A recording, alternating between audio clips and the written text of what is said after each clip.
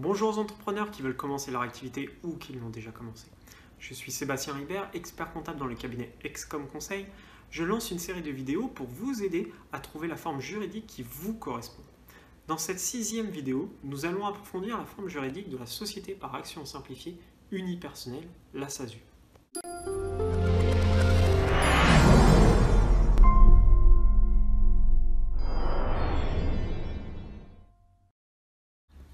Cette forme juridique peut correspondre à un entrepreneur qui exerce n'importe quelle activité, qui se lance seul dans son projet tout en voulant, s'il le souhaite, s'associer plus tard, qui est une personne physique ou morale, qui a un projet à long terme, qui veut bénéficier de la crédibilité d'une forme sociétale auprès de certains partenaires et qui souhaite une plus grande optimisation sociale. La SASU est l'une des formes juridiques la plus utilisée par les entrepreneurs. La SASU correspond à une société anonyme simplifiée, la SAS, qui ne compte qu'un seul associé. L'associé unique, personne physique ou morale, définit les règles d'organisation de la SASU ainsi que le montant du capital social de l'entreprise. Il peut faire des apports en numéraire ou en nature. L'associé unique est responsable dans la limite des apports qu'il réalise, sauf s'il accorde personnellement des garanties dans le cadre d'un emprunt, par exemple. L'entrepreneur qui exerce en SASU court en cas de difficulté un risque moins important que l'entrepreneur individuel dont la responsabilité n'est pas limitée. Toutefois, en cas de faute de gestion, sa responsabilité peut être entendue. Un entrepreneur qui crée une SASU pourra développer plus facilement son activité qu'un entrepreneur individuel ou une personne exerçant en EIRL. Pour accueillir un ou plusieurs associés, il lui suffira simplement de céder une partie de ses actions. La SASU devient alors une SAS. Ce qui ne constitue pas une transformation de société. Il sera simplement nécessaire de mettre à jour les statuts de la société afin de prévoir le fonctionnement à plusieurs associés. Rappelons qu'en exerçant en EIRL ou en entreprise individuelle, il n'est pas possible d'accueillir un ou plusieurs associés dans l'entreprise. Il est dans ce cas nécessaire de procéder à la constitution d'une société commerciale en réalisant un apport ou une cession de fonds de commerce existants. Les démarches sont donc plus complexes, mais elles sont tout à fait réalisables. La création de la SASU ne sera pas aussi aisée que la création d'une entreprise individuelle pour laquelle il faut effectuer une démarche d'activité ou d'une EIRL qui ne nécessite qu'une déclaration d'affectation. En effet, elle aura les mêmes démarches que pour l'EURL, c'est-à-dire l'établissement des statuts et la remise d'un dossier complet au centre de formalité des entreprises. De plus, contrairement à l'entreprise individuelle ou l'EIRL, la SASU est tenue de respecter un formalisme strict pour toutes les décisions prises par l'associé unique. Un procès-verbal devra être établi et déposé au CFE, accompagné de diverses formalités, et un registre des décisions devra être tenu. La SASU est amenée à posséder un commissaire aux comptes si elle se trouve dans deux cas. Si la SASU dépasse à la clôture de l'exercice 2 des 3 seuils, total du bilan supérieur à 1 million d'euros, chiffre d'affaires hors taxe supérieur à 2 millions d'euros et ou nombre moyen de salariés permanents employés au cours de l'exercice dépassant 20 salariés.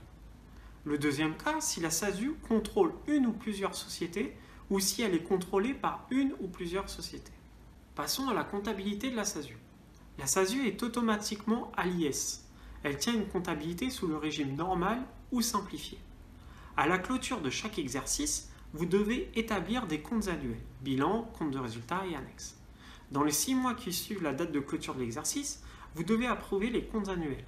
À cette occasion, vous devez également décider de l'affectation du résultat. Les dividendes éventuels doivent être payés dans les 9 mois qui suivent la date de clôture de l'exercice. Vous devez déposer vos comptes annuels au greffe dans le mois qui suit les approbations. Une SASU est soumise au régime de TVA, elle collecte la TVA sur ses ventes et elle est déduite sur les achats. Néanmoins, une SASU qui ne dépasse pas certains seuils peut bénéficier de la franchise en base, 82 800 pour les ventes, 33 200 pour les prestations de services et les activités libérales. Passons à la fiscalité de la SASU. Les bénéfices d'une SASU sont en principe imposés à l'IS.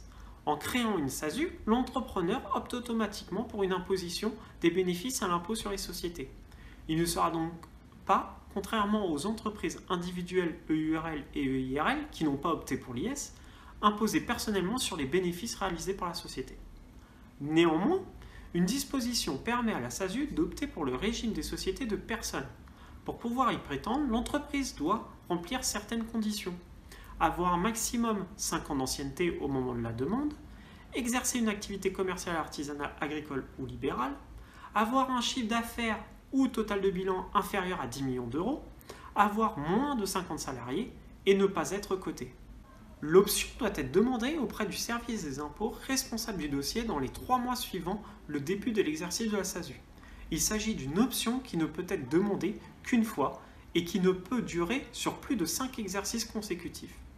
Une renonciation à l'option peut être effectuée durant ce délai. Dans ce cas, l'entreprise ne pourra y revenir. La SASU est donc une forme juridique qui ne permet pas de bénéficier durablement du régime des sociétés des personnes, contrairement à l'entreprise individuelle, le IRL et le URL.